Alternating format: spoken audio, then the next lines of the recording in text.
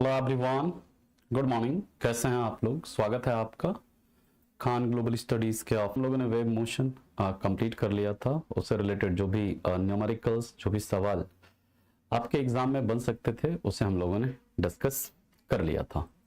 ठीक है, तो चलिए सभी को वेरी गुड मॉर्निंग।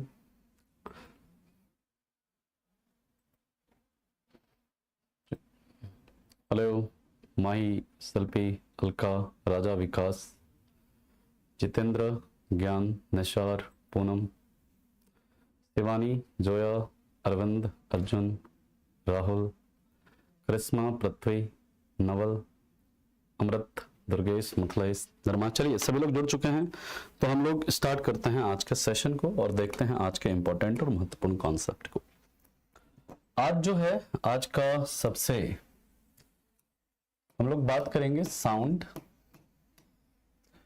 यानी ध्वनि।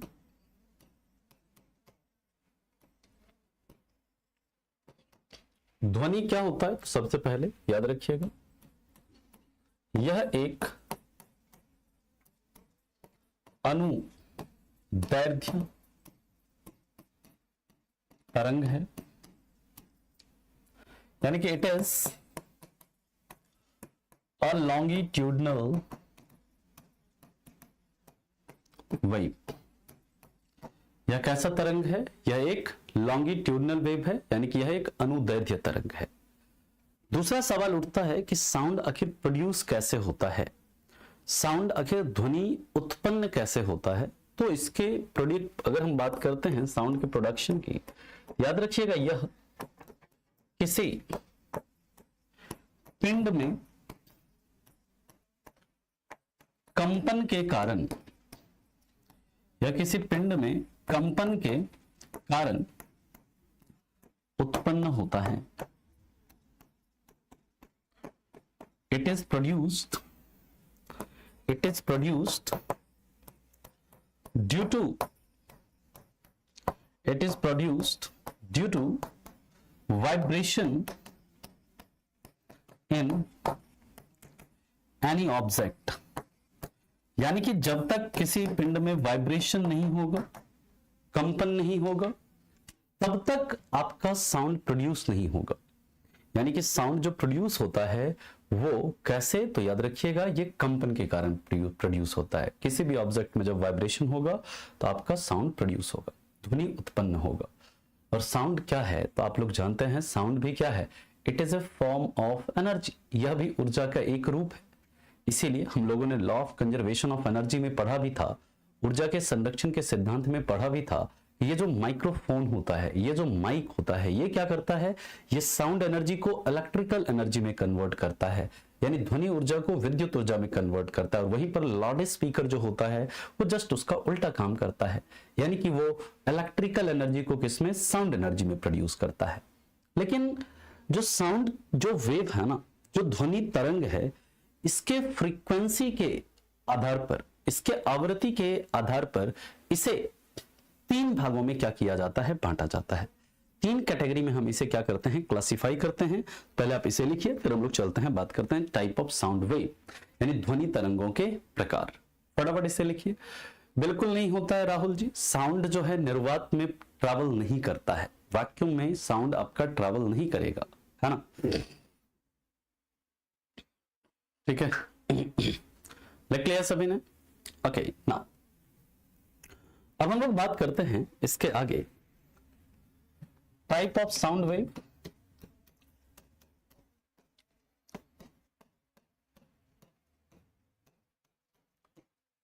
ध्वनि तरंगों के प्रकार, और यहां से काफी सवाल बनता है आपके पेपर में।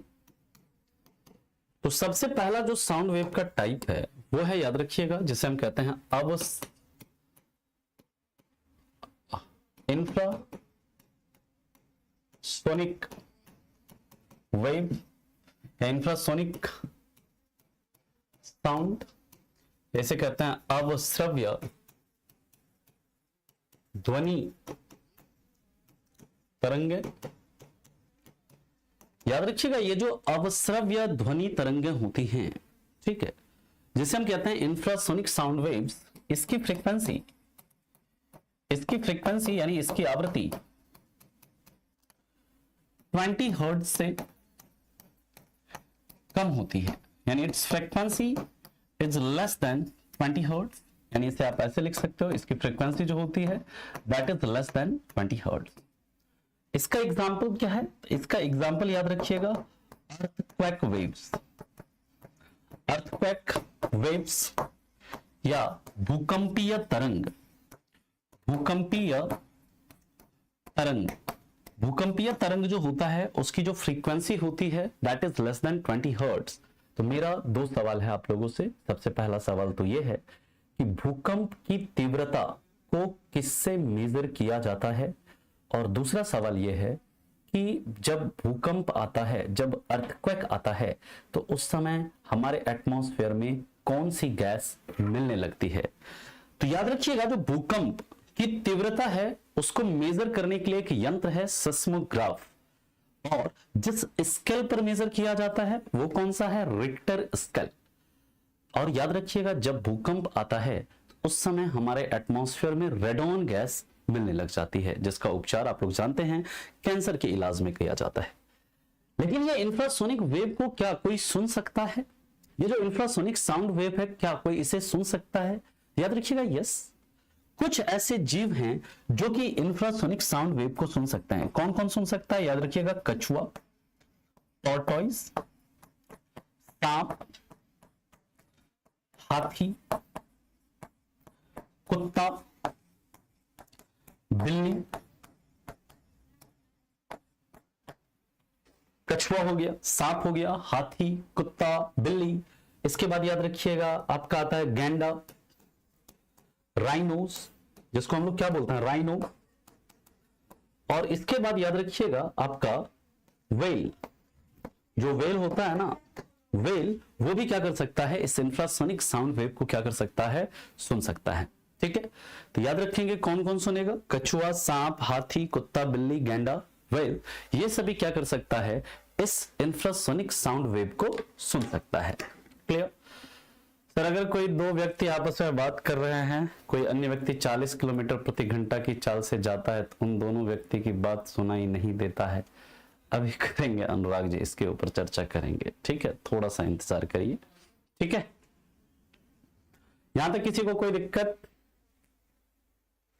ठीक है, यहां तक किसी को कोई दिक्कत है? उससे अर्थक्वेक की तीव्रता मेजर करते हैं अरूप जी।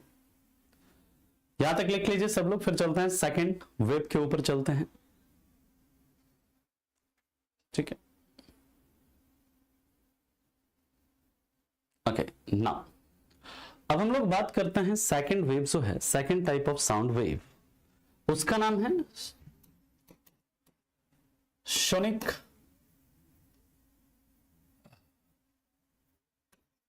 साउंड वेव, या इसे कहते हैं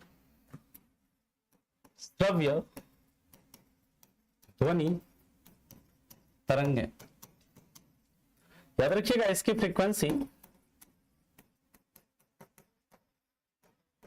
यानी इसकी आवृत्ति 20 हर्ट्ज से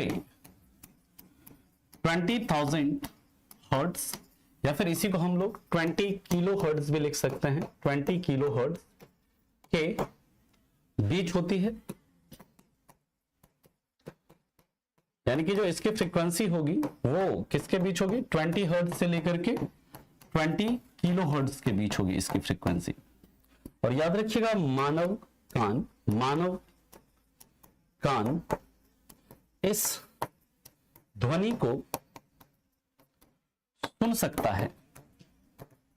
human ear can hear this sound.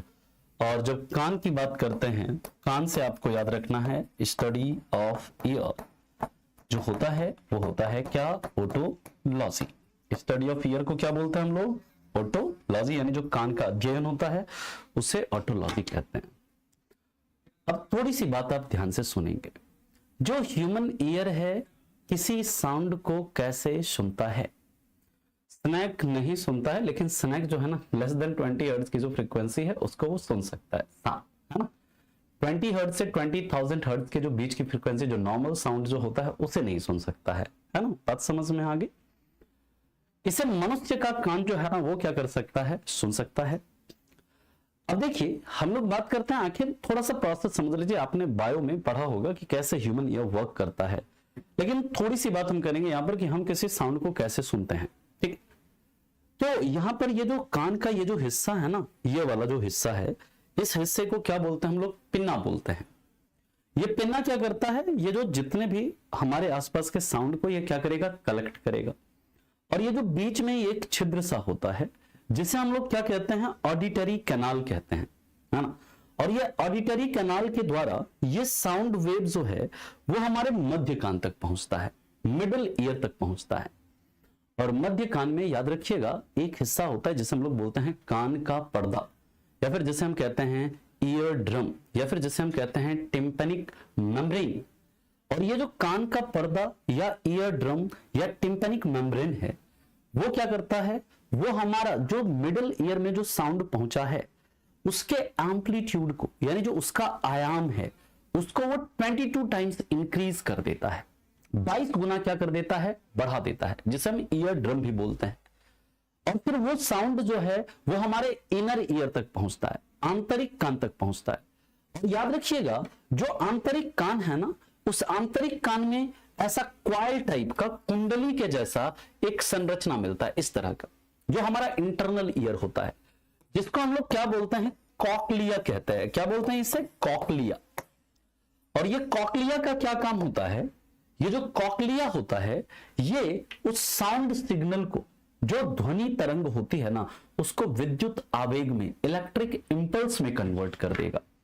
और फिर यहां से आपका क्या होता है, यहां से एक नर्व निकला होता है जो कि हमारे ब्रेन के टेम्पोरल पाली से जुड़ा होता है।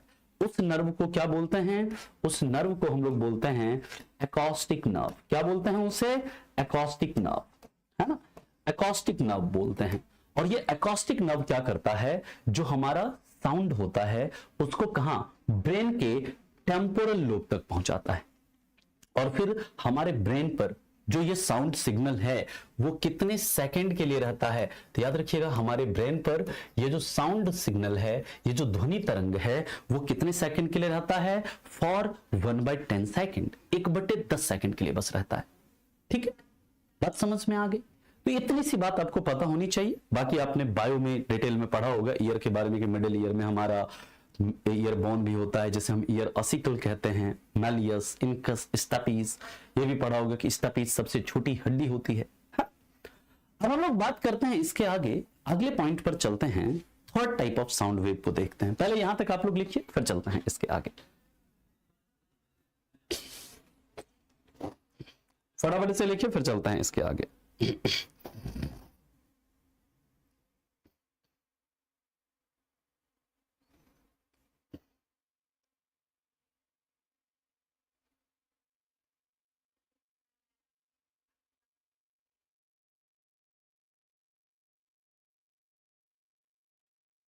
लिख लिया यहां तक सभी ने?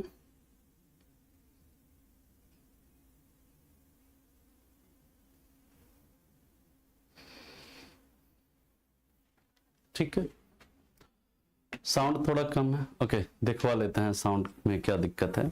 चलिए अब हम लोग बात करते हैं, याद रखिएगा ये जो श्रव्य तरंगा है ना, इसको सोनिक साउंड वेव या इसको ऑडिबल साउंड वेव भी बोल देते हैं, ऑडिबल साउंड वेव, हाँ, इसे ऑडिबल साउंड वेव भी बोल देते हैं। लिख लेना साइड में आप लोग। अब थर्ड है, वेरी इंपॉर्टेंट, बहुत इंपॉर्टेंट है, अल्ट्रासोनिक साउंड वेव, या फिर इसे कहते हैं पराश्रव्य ध्वनि तरंगे, पराश्रव्य ध्वनि तरंगे। और याद रखिएगा इस पराश्रव्य ध्वनि तरंगों के बारे में कि इसकी फ्रीक्वेंसी यानी इसकी आवृत्ति 20,000 हर्ट्ज और you can say 20 kilo hertz से ज्यादा होती है। से क्या होती है, अधिक होती है, से ज्यादा होती है, यानी it's frequency is more than 20 kilo hertz. Okay, याद रखिएगा एक जानवर है मतलब एक मैमल है एक्चुअली में, जिसे हम कहते हैं चमगादड़। चमगादड़ यानी जिसे बैट कहते हैं। और एक है डॉल्फिन, और एक क्या है डॉल्फिन, डॉल्फिन या फिर जिसे हम क्या कहते हैं सोंस। याद रखिएगा ये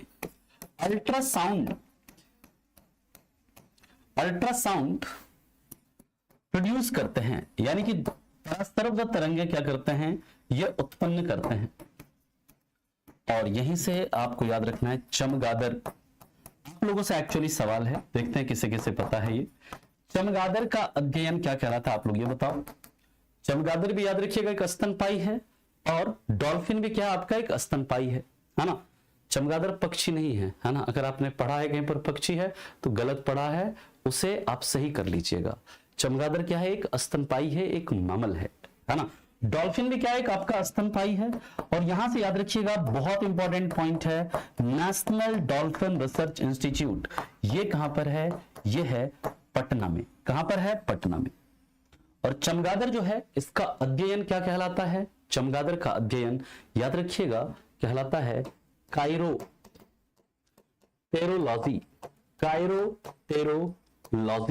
कायरोटेरोलॉजी कहते हैं, इस चीज को आप याद रखेंगे। ठीक है, तो फटाफट से लिखिए। वेरी गुड खुरपति, बहुत बढ़िया, बहुत अच्छे, वेरी गुड स्मृति, फटाफट से लिखा है। फिर चलते हैं इसके आगे, uses of ultrasound wave. Ultrasound wave का क्या क्या यूज होता है उसे हम लोग देखते हैं।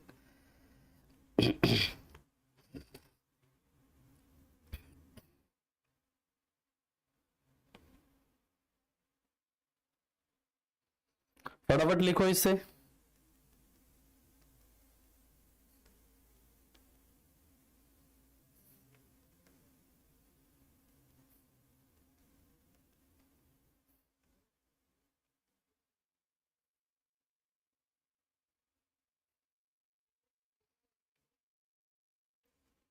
लिख लिया सभी ने?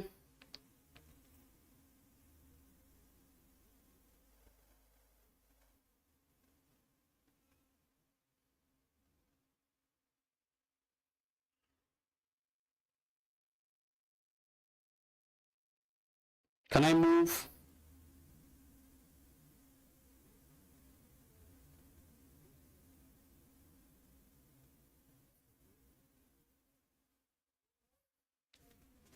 ठीक है ना। एनडीआरआई का मतलब है नेशनल डॉल्फिन रिसर्च इंस्टीट्यूट, राष्ट्रीय डॉल्फिन अनुसंधान संस्थान। यूजेस ऑफ अल्ट्रासाउंड वेव,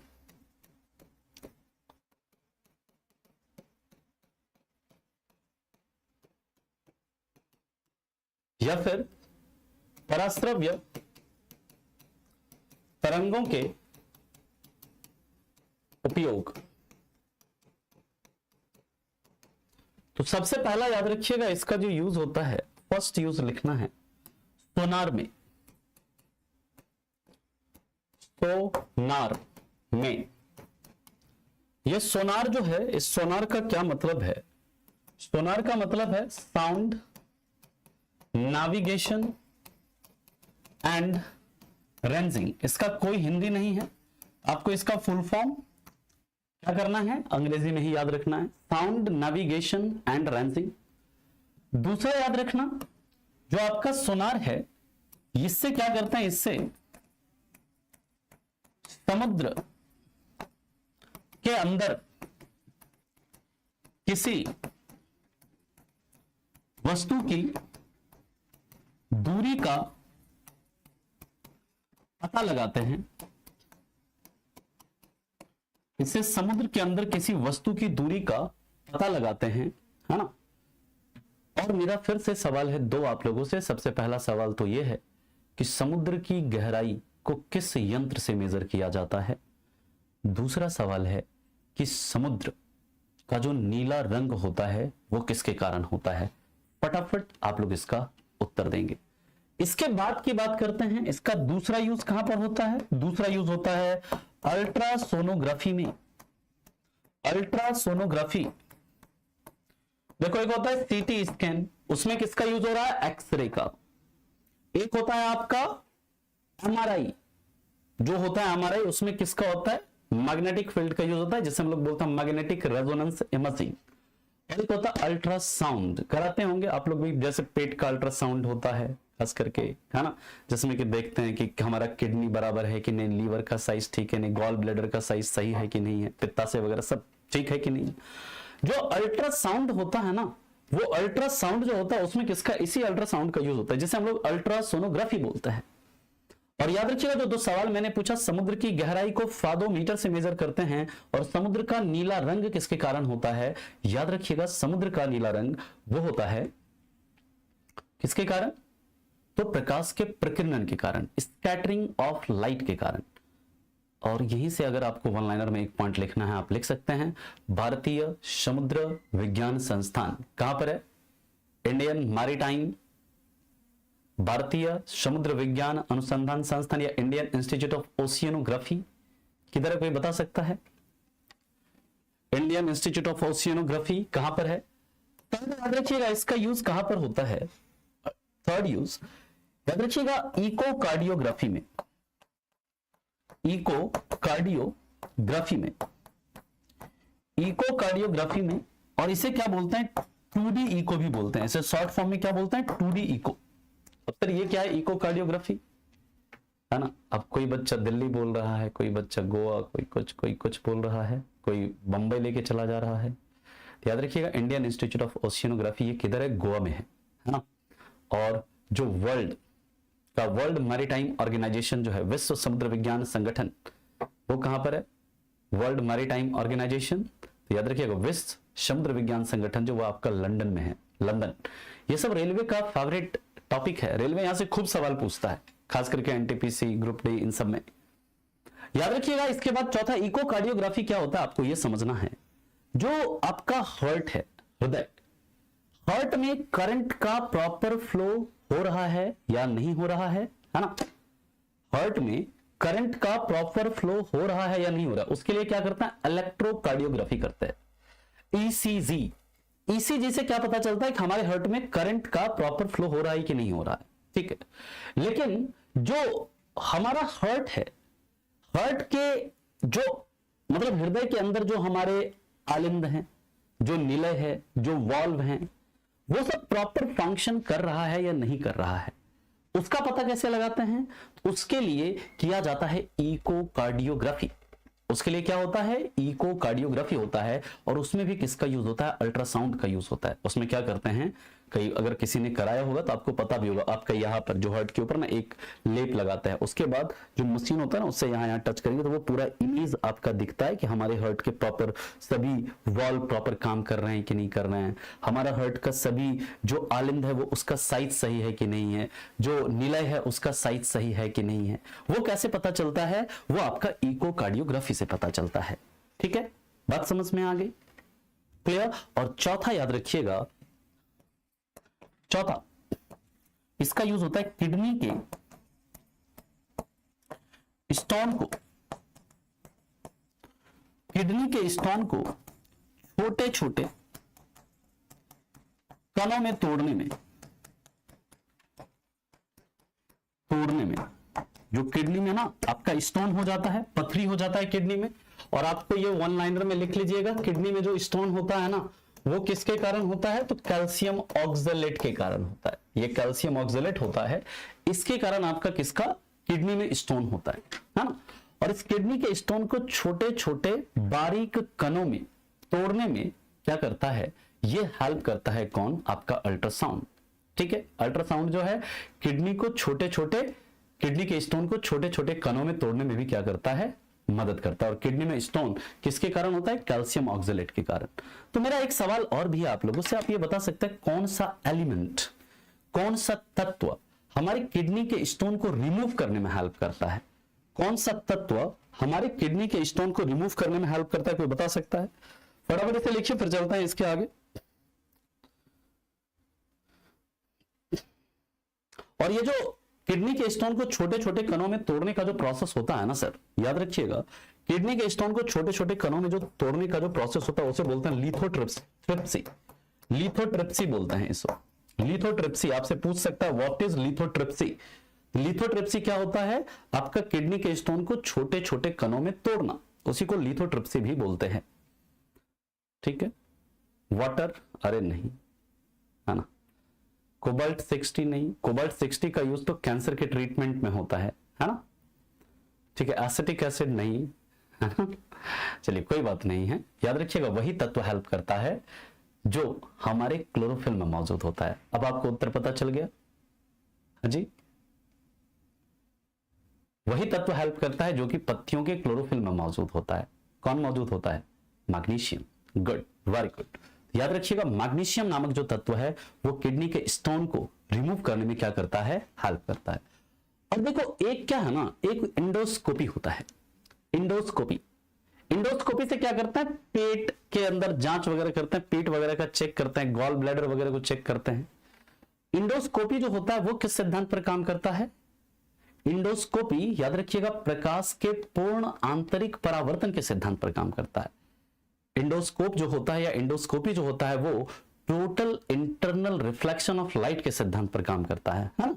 तो ये सब डिफरेंस आपको पता होना चाहिए, कहीं से भी आपसे सवाल बन सकता है। ठीक है, तो ये इसके यूजेस थे। यहां पर यहां तक किसी को कोई दिक्कत है, कोई परेशानी है तो बताइए। मंटू जी फिर तो आपका साइज बहुत बड़ा है ना, उसे जितना जल्दी हो सके क्या करवा लीजिए, रिमूव करवा लीजिए।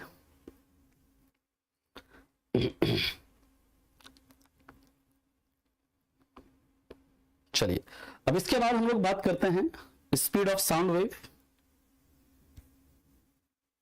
एक और भी यूज अगर आपको लिखना है तो आप लिख सकते हो, in treatment of arthritis. In treatment of arthritis, in treatment of arthritis एक यूज और भी लिखना है तो मैं यहीं पर लिख दूं क्या? गठिया के उपचार में, गठिया के उपचार में, गठिया के उपचार में। गठिया एक बीमारी होती है आर्थराइटिस, जिसमें कि क्या होता है, जो हमारा ज्वाइंट होता है ना, ज्वाइंट पर क्या होता है? पेन होता है यूरिक एसिड वगैरह के जम जाने से, है ना। तो उसके भी उपचार में क्या होता है? आपका यूज होता है अल्ट्रासाउंड का। कैल्शियम ऑक्सलेट के बारे में याद रखिएगा कि जब हमारे शरीर में कैल्शियम के साथ एक अम्ल होता है ऑक्सैलिक एसिड या ऑक्सैलिक अम्ल, जो खास करके पालक हो गया, टमाटर हो गया, उसमें ज्यादा मिलता है। या फिर जो छोटे छोटे सीड वाले जो फल या बीज होते हैं, छोटे छोटे सीड जिसमें पाए जाते हैं, जैसे अमरूद, बैगन, है ना, उसमें आपका ऑक्सैलिक एसिड मिलता है। और वो ऑक्सैलिक एसिड जब कैल्शियम के साथ मिलता है ना, तो वो एक कंपाउंड बनाता है, क्या? Calcium oxalate. और वही कैल्शियम ऑक्सलेट के कारण किडनी में क्या हो जाता है? पथरी हो जाता है। बात समझ में आ गई? ठीक है, क्लियर।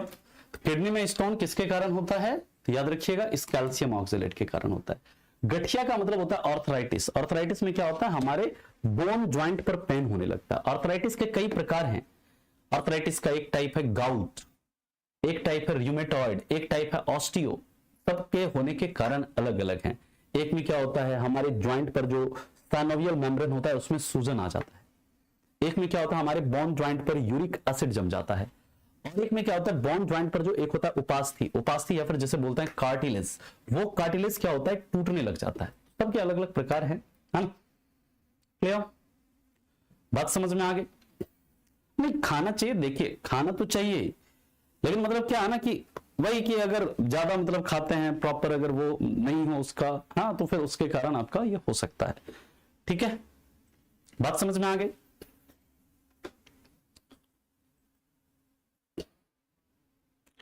Can I move? आगे चला अब हम लोग स्पीड ऑफ साउंड वेव। हाँ जी,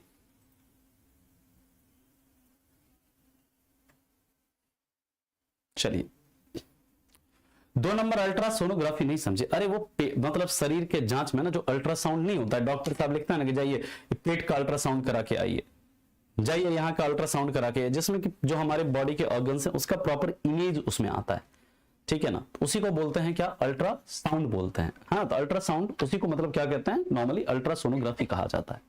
ठीक है, अब हम लोग बात करते हैं स्पीड ऑफ साउंड वेव।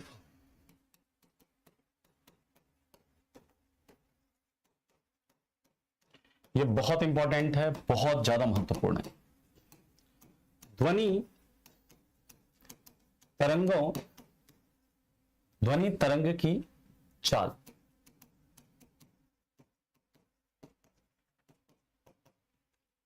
याद रखिएगा ध्वनि की चाल सबसे ज्यादा किसमें होती है? ठोस में।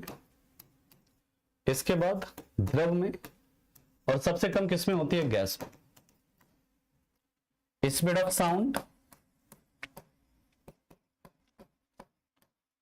सॉलिड में सबसे ज्यादा, फिर लिक्विड में उससे कम, फिर गैस में सबसे कम। ठीक, लेकिन याद रखिएगा ध्वनि का चाल निर्वात में शून्य होता है,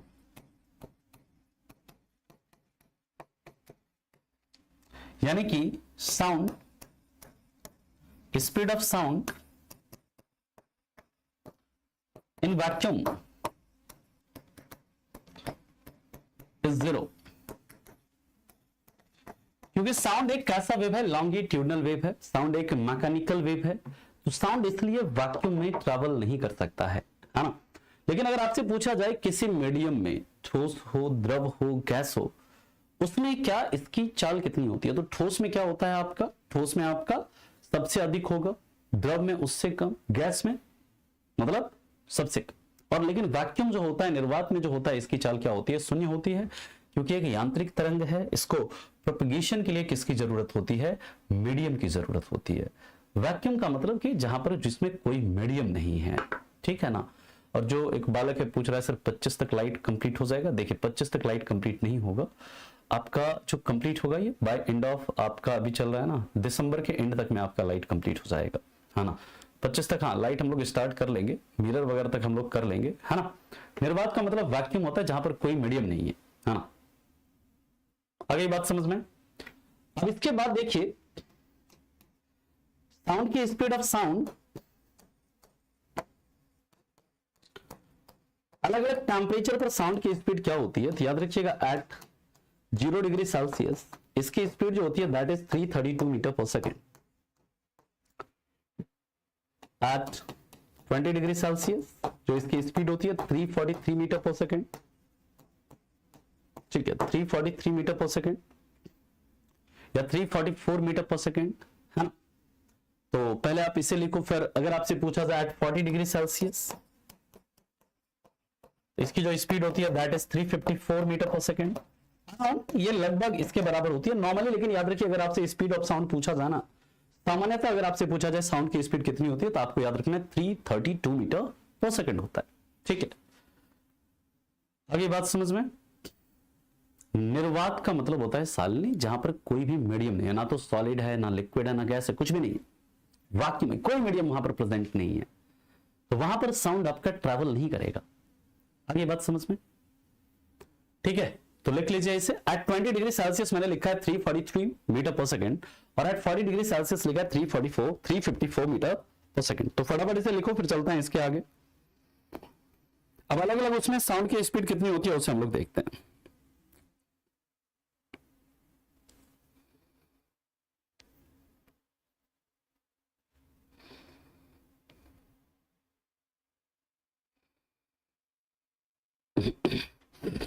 लिख लिया यहां तक? Can I move?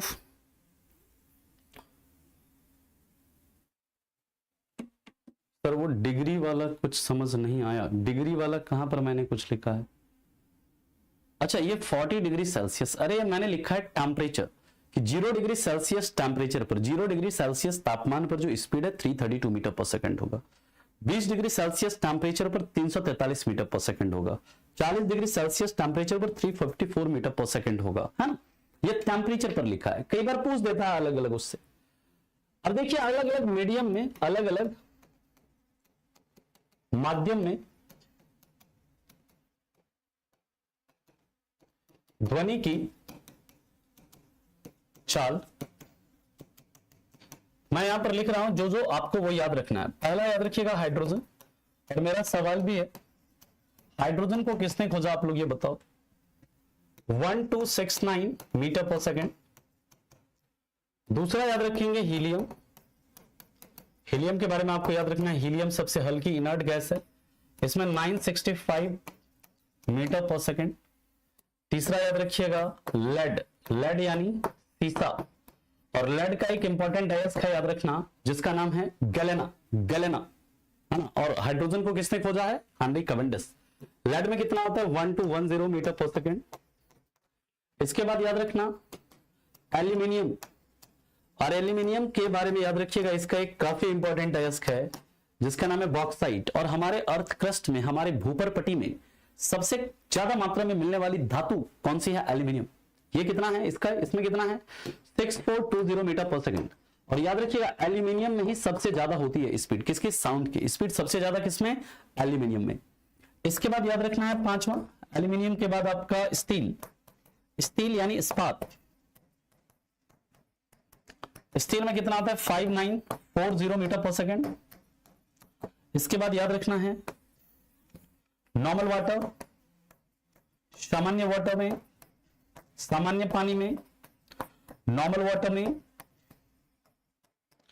Normal water में क्या होता है? 1493 मीटर पर सेकेंड।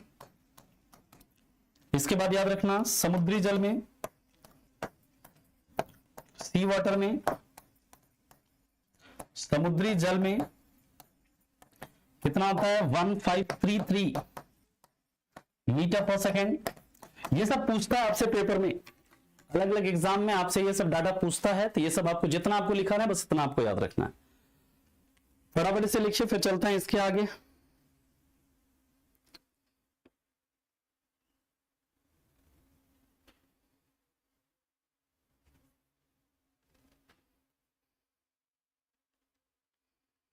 फटाफट लिखो।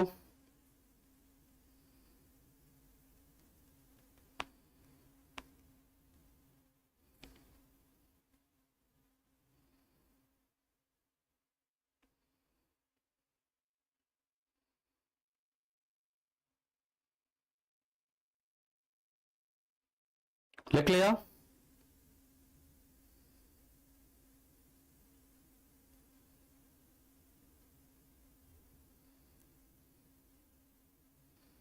Can I move?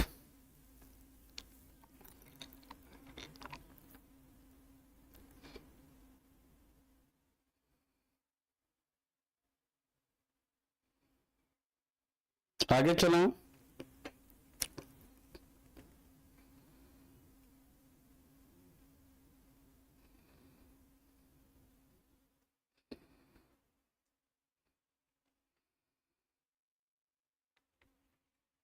ठीक है, नेक्स्ट है हम लोग बात करते हैं इसके बाद। अगला कुछ और मीडियम है, लिख लीजिएगा रबर 60 मीटर पर सेकेंड। कहीं कहीं पर 54 मीटर पर सेकेंड भी रहेगा आपका लिखा हुआ, है ना। रबर के बाद लिख लीजिएगा आपका कॉपर। कॉपर यानी तांबा 4600 मीटर पर सेकेंड। और तांबा के बारे में जानते हैं आप लोग, ये तांबा जो है सेकंड बेस्ट कंडक्टर है किसका? इलेक्ट्रिसिटी का। इसके बाद याद रखना गोल्ड यानी सोना 3240 मीटर पर सेकेंड। इसके बाद याद रख लीजिएगा एक और इथेनॉल। इथेनॉल या जैसे हम कहते हैं शराब, मतलब इथाइल अल्कोहल, फॉर्मूला आप लोगों को पता होना चाहिए, C2H5OH। इसमें कितना आता है? 1207 मीटर पर सेकेंड। ठीक है, इतना आप याद रखो, that is more than enough. इतना आप याद रखिए, that is more than enough. 1533 लिखा है ना जी, कितना लिखा है सी वाटर में? 1533 मीटर लिखा हुआ है ना। 1533 मीटर पर सेकेंड ही लिखा हुआ है ना।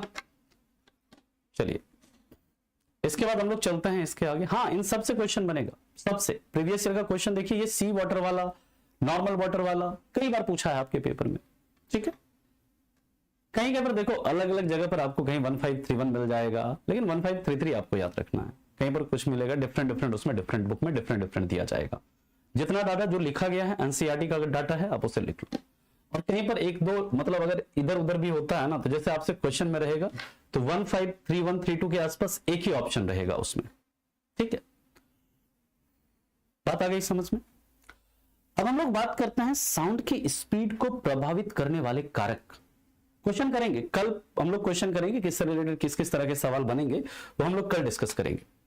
ठीक है, कल इससे रिलेटेड हम लोग क्वेश्चन डिस्कस करेंगे, चिंता मत करिए आप क्वेश्चन के लिए।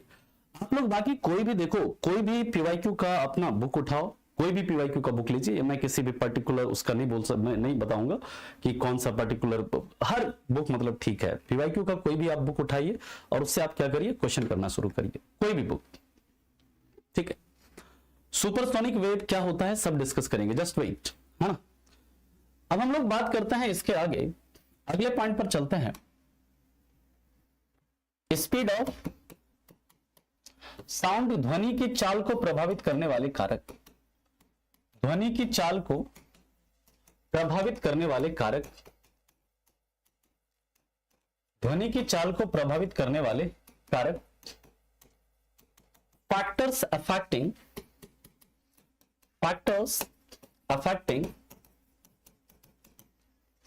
Speed of sound. सबसे पहला देखेंगे हम लोग टेम्परेचर, जो तापमान है, तापमान का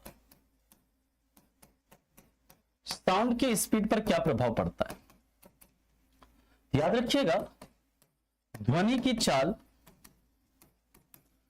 डायरेक्टली प्रोपोर्शनल होता है किसके, तापमान के, यानी कि speed of sound is directly proportional to temperature.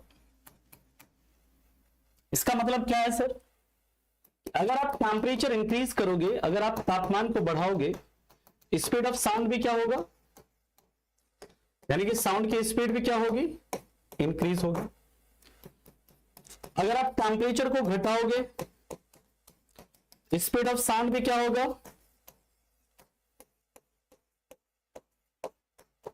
घटेगा, ठीक। लेकिन सवाल यह उठता है सर कि आखिर कितना बढ़ेगा, कितना घटेगा, है ना। आखिर कितना इसका, अगर हम मान लीजिए 1 डिग्री सेल्सियस टेम्परेचर बढ़ा दें, साउंड की स्पीड में कितना फर्क आएगा। 1 डिग्री सेल्सियस घटा दें टेम्परेचर तो कितना फर्क आएगा। याद रखिएगा, इसके लिए फॉर्मूला है, याद रखना, वेलोसिटी ऑफ मतलब speed of sound at any temperature is equal to 332 plus 0.61 t। ये फॉर्मूला याद रखिएगा, ये फॉर्मूला भी आपके पेपर में कई बार पूछा गया। इस फॉर्मूले का क्या मतलब है अभी हम लोग बात करेंगे। यहां पर t क्या है, टेम्परेचर है, यानी कि तापमान है, तापमान है। समझना सर, ध्यान से समझना है आपने, बहुत इंपॉर्टेंट है।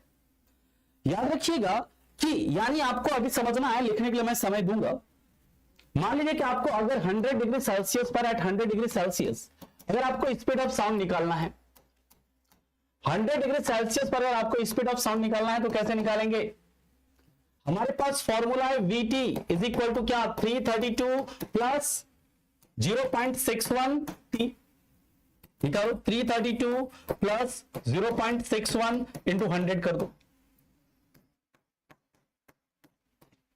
कितना आ गया, 332 प्लस क्या आ गया 61, क्या आ गया 393 मीटर पर सेकेंड, ये आएगा ना। ये सवाल भी आपके एग्जाम में पूछा गया है कि 100 डिग्री सेल्सियस पर साउंड की स्पीड क्या होती है, 100 डिग्री सेल्सियस पर साउंड की स्पीड क्या होती है, ये भी आपसे पूछा गया है। तो याद रखना 393 मीटर पर सेकेंड होती है। यानी आपको इससे क्या पता चला, इससे पता ये चला कि 1 डिग्री सेल्सियस तापमान या 1 डिग्री सेल्सियस या 1 केल्विन लिख लीजिए, बात एक ही है। ये हम लोगों ने हीट एंड टेम्परेचर में काफी डिटेल में पढ़ा था।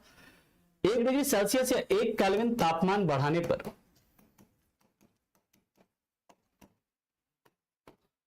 साउंड की स्पीड में या ध्वनि की चाल में 0.61 मीटर पर सेकेंड की वृद्धि होती है।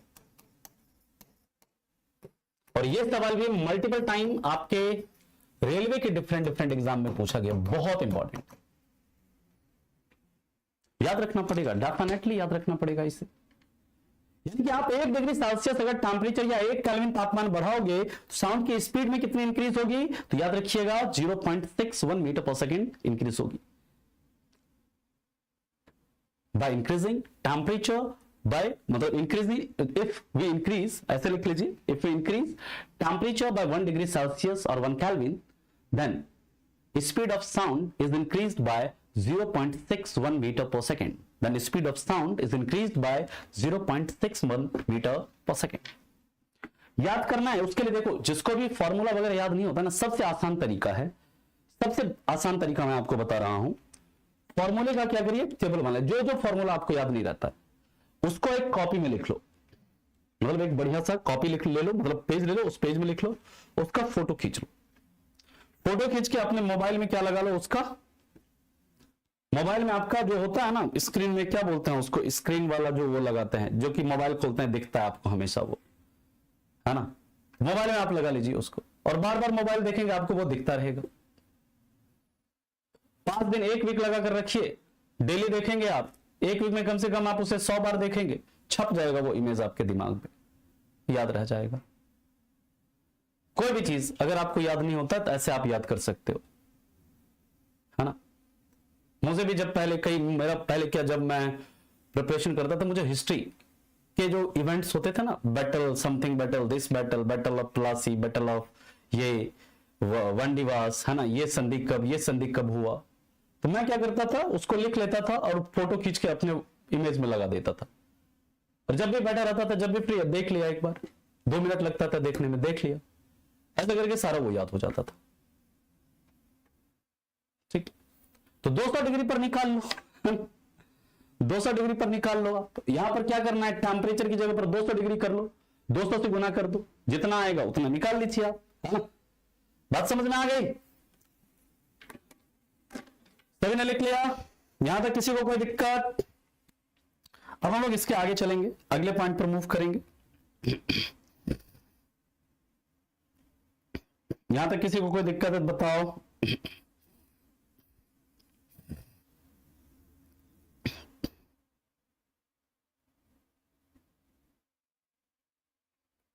Can I move? चलिए, हाँ जो भी है बहुत बढ़िया। अगला आप चलते हैं, हम लोग नेक्स्ट बात करते हैं सेकंड, ह्यूमिडिटी। ह्यूमिडिटी यानी जिसे हम कहते हैं आर्द्रता, क्या बोलते हैं, आर्द्रता। किससे मेजर करते हैं आर्द्रता को, बताना तुम लोग। याद रखिएगा, ध्वनि की चाल जो होती है ना, ध्वनि की चाल इज डायरेक्टली प्रोपोर्शनल टू आर्द्रता, यानी speed of sound is directly proportional to humidity. यानी कि अगर आप ह्यूमिडिटी बढ़ाओगे, speed of sound will increase, humidity आप घटाओगे यानी आर्द्रता आप घटाओगे, speed of sound will decrease. ठीक, ओके। और याद रखिएगा, जो आपका ह्यूमिडिटी है उसे किससे मेजर करते हैं, उसे मेजर करते हैं हाइग्रोमीटर से। हाँ, velocity of sound at any temperature, Jayashree, velocity of sound at any temperature, VT का मतलब यह है। ऑलरेडी पढ़ रखा है देवांशु हम लोगों ने, हीट एंड टेम्परेचर में जाकर वो लेक्चर देखिए, बहुत डिटेल में पढ़ा हुआ है। इसलिए आप देखते हो, जब ह्यूमिडिटी ज्यादा होती है ना, तो आपको साउंड ज्यादा दूर तक का साउंड आपको सुनाई देगा। ह्यूमिडिटी ज्यादा होगी तो, ह्यूमिडिटी कम होगी तो आपको मतलब क्या होता है, कम दूर का साउंड सुनाई देता है। तो ह्यूमिडिटी बढ़ने पर क्या होता है, स्पीड ऑफ साउंड क्या हो जाता है, इंक्रीज हो जाता है। थर्ड याद रखिएगा, प्रेशर। प्रेशर यानी दाब। और मेरा सवाल है, आप लोग ये बताइए, जो गैसों का प्रेशर है उसे किस यंत्र से मापा जाता है। ध्वनि की चाल पर याद रखिएगा, ध्वनि की चाल पर दाब का कोई प्रभाव नहीं पड़ता। बहुत इंपॉर्टेंट पॉइंट है, कई बार आपके एग्जाम में सवाल बना है यहां से, दाब का कोई प्रभाव नहीं पड़ता है। यानी कि speed of sound is independent, speed of sound is independent of pressure। यानी कि प्रेशर का साउंड की स्पीड पर कोई फर्क नहीं पड़ेगा। ठीक, और याद रखेंगे, जो आपका गैसों का दाब है वो किससे मेजर करते हैं, वो मेजर करते हैं हम लोग मैनोमीटर से। जबकि वायुमंडलीय दाब को किससे मेजर करते हैं? बैरोमीटर से मेजर करते हैं। ठीक है, अच्छा एक स्लाइड पीछे कर दें? वाह, कर देते हैं सर, आपने कहा है तो कैसे मना करेंगे। लीजिए एक स्लाइड यहां पहले ये पीछे कर दिया है ना। चलो इसके बाद ये रहा स्लाइड। अच्छा यहाँ पे 100 कहां से आया? ये वाला 100, अरे ये पॉइंट उड़ाएंगे तो ये 2 शून्य नीचे नहीं आएगा। अब गणित भी पढ़ाए हम तुम लोगों को, गुना भाग करने नहीं आता है, ये 100 कहां से आया? तो ये टेम्परेचर हमने 100 डिग्री सेल्सियस रखा हुआ है ना। चलो अब लिखो इसको, फटाफट लिखो। और देखो जिसको क्वेश्चन वगैरह करना है ना, क्वेश्चन वगैरह करना है तो YouTube पर आपको पता है 4 से 5 आपका अभी चल रहा है, 5 दिन के लिए, फ्राइडे तक ये सेशन चलेगा। तो आप उसे ज्वाइन कर सकते हैं YouTube पर, है ना। 4 से 5 मिक्स क्वेश्चन कर रहे हैं हम लोग, ठीक है, तो वहां पे आप ज्वाइन कर सकते हो।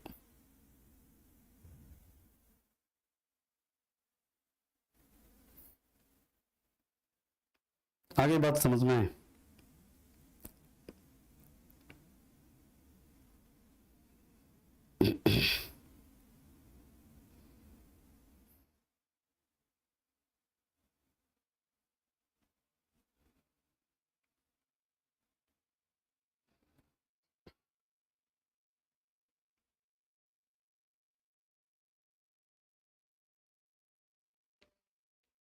Can I move?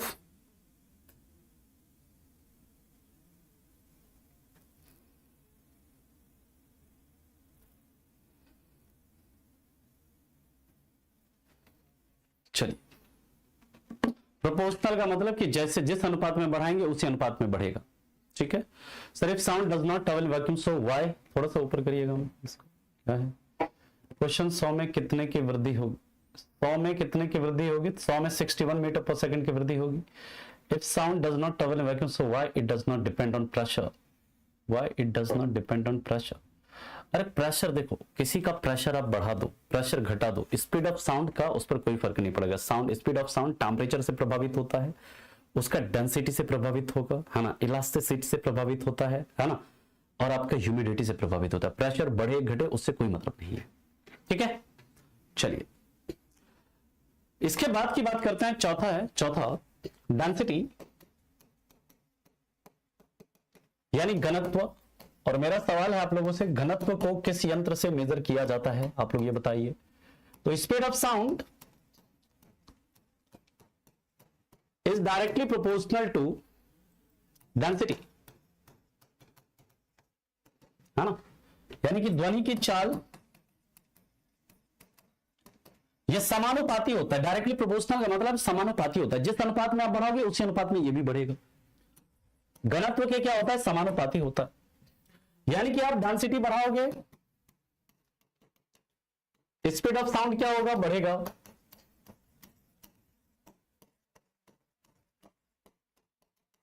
Density घटाओगे, speed of sound क्या होगा? घटेगा।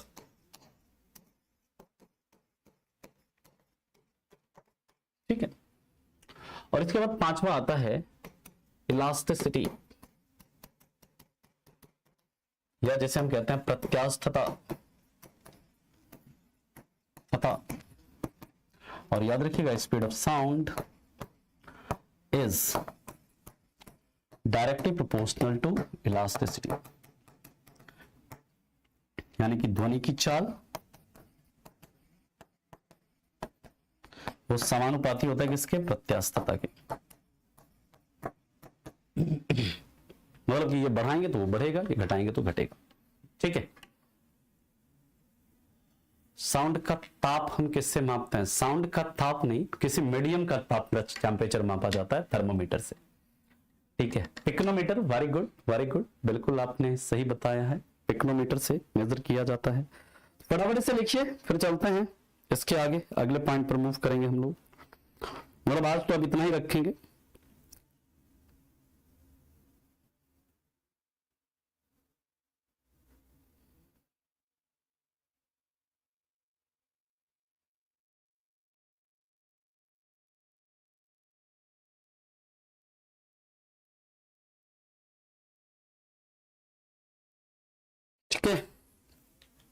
तो आज के लिए हम लोग इतना ही रखेंगे। यहां तक किसी को कोई दिक्कत है, कोई परेशानी है तो बताइए।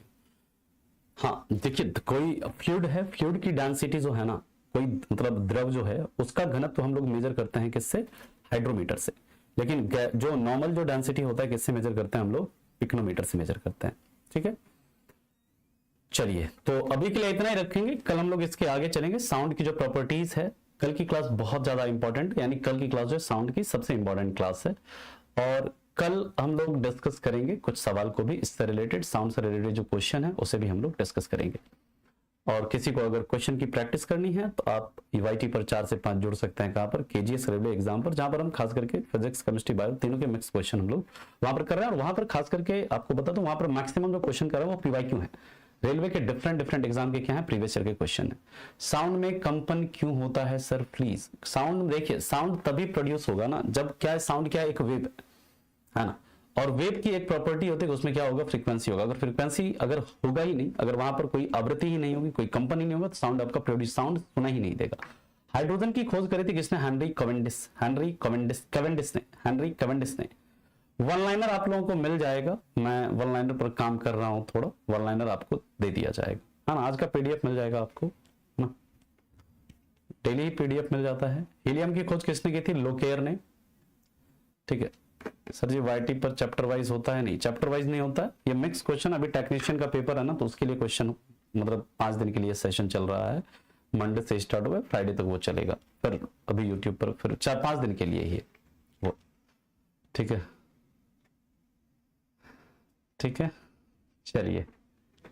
वो टेलीग्राम चैनल है, केजीएस रेलवे एग्जाम का टेलीग्राम चैनल, वहां पर आपको मिल जाएगा, उसी में आपको मिल जाता है पीडीएफ उसका। ठीक है, चलिए, और किसी को कोई डाउट नहीं है ना? इलास्टिसिटी ऑलरेडी पढ़ा हुआ है हमने, जनरल प्रॉपर्टीज ऑफ मैटर जाकर के पढ़िए, तो वहां पर हमने पढ़ा है। ठीक है, लेकिन उसमें ना जो है ना कई सारे मिस्टेक्स हैं। जो बुक आप बोल रहे हैं ना, वो बुक ठीक है, लेकिन उसमें कई सारे क्या है, एरर हैं। तो मैं तो अवॉइड कहूंगा करने के लिए, आप उसे अवॉइड ही करो, ज्यादा सही रहेगा। ठीक है, टेक्नीशियन ग्रेड में फिजिक्स ज्यादा आती है, ऐसा नहीं कि सिर्फ फिजिक्स ही आता है, फिजिक्स, केमिस्ट्री, बायो तीनों आते हैं, लेकिन सबसे ज्यादा फिजिक्स आता है। ठीक, वो अवेलेबल है, KGS railway exam Telegram channel है, वहां पर मिलता है उसका पीडीएफ, है ना। हाँ वो ठीक है अमृता, वो सही है, आप वो ले सकते हैं। ठीक, चलिए, तो मिलते हैं फिर आपसे हम कल की क्लास में। इसके एनटीपीसी के लिए कब से सब प्रैक्टिस कराएंगे। देखिए, जब एनटीपीसी का एग्जाम का डेट आ जाएगा तो मैं आप लोगों को वादा करता हूं कि चाहे ऐप पर चाहे यूट्यूब पर मैं आपको प्रैक्टिस करवाऊंगा क्वेश्चन की। ठीक है, निश्चिंत रहिए, डेफिनेटली कराएंगे। जब डेट आने दीजिए उसके बाद करवाएंगे आपको। बताइए तानिया जी, क्या सवाल है आपका, सुन रहे हैं, सुनाइए। 5 वाला, फिर से 5 वाला मैंने ये बोला, अगर इलास्टिसिटी बढ़ेगी ना तो आपका स्पीड ऑफ साउंड भी बढ़ेगा, यानी प्रत्यास्थता बढ़ेगी तो साउंड भी बढ़ेगा, और प्रत्यास्थता अगर घटेगी तो साउंड, स्पीड ऑफ साउंड जो है वो भी क्या होगा, घटेगा। डेफिनेटली बताएंगे, हर एक इंफॉर्मेशन आपको तुरंत दिया जाता है KGS railway exam YouTube channel पर। कोई भी इंफॉर्मेशन अगर जो रेलवे के एग्जाम से रिलेटेड होता है, किसी भी एग्जाम से रिलेटेड, इंस्टेंट आपको इन्फॉर्म किया जाता है उसमें। नहीं, अभी तो नहीं है सर, आपका क्लास पर ही डिपेंड है, हो जाएगा, डेफिनेटली हो जाएगा, है ना। Thank you Anurag, thank you so much. हाँ सुनाइए, अभी तक तो सुना नहीं दिया है, क्या है उनका सवाल। अच्छा, मेरा घर कहाँ है? मेरा घर है भागलपुर, बिहार में एक शहर है ना, जैसे सिल्क सिटी भी कहते हैं।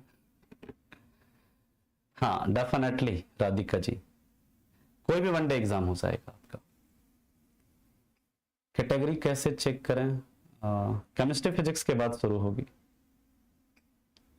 ठीक है, ले लीजिए, बहुत अच्छी है शिवांगी जी, डेफिनेटली ले लीजिए। अरे बिल्कुल, अगर मेरे हाथों में नैया है ना तो मेरा कार्य है आपकी नैया को पार लगाना, है ना। तो मेरे ऊपर भरोसा रखिए, है ना। मैं जो आपका खेवैया हूं, डेफिनेटली आपकी नैया पार लगाऊंगा। बस जितना मैं करा रहा हूं उतना आप करते रहिए। Thank you Kajal, thank you so much, thank you. Saurabh ji बताइए। देखते हैं, अभी पहले इसे कवर करते हैं। Thank you Sonam. अगर ध्वनि की चाल से दौड़े तो पानी के ऊपर से चल सकते हैं। देखिए मतलब ये सब जो है ना एग्जाम के लिए इरेलीवेंट है ना, और जो एग्जाम के लिए इरेलीवेंट है तो उसमें क्या ही मतलब है उसका। ठीक है, ठीक है, केजीएस यूजर अच्छा है, वो सही है। चलिए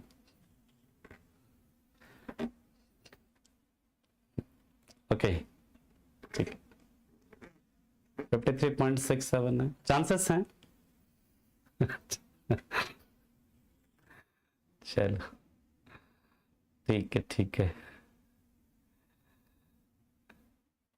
आप देखिए कोई भी पीवाईक्यू का कोई बुक ले लो है ना, सारा बुक सही है ना, सारा बुक अच्छा है। Thank you Smriti, thank you so much, thank you Fazal Ansari ji. अभी नहीं आएगा, जब आएगा पंकज जी तो अभी मतलब इन्फॉर्म कर दिया जाएगा है ना। महाराष्ट्र जोन में कैटेगरी कैसे चेक करें? शाहरुख, ये मैं सवाल नहीं समझ पा रहा हूं आपका कि क्या आप पूछना चाह रहे हैं। मतलब देखिए उतना मतलब वो जो केजीएस यूजर बोल रहे हैं ना, वो उतना मुझे उसमें कुछ एरर वगैरह दिखता है उस बुक में, तो मेरे हिसाब से आप उसे अवॉइड ही करें तो ज्यादा ठीक है।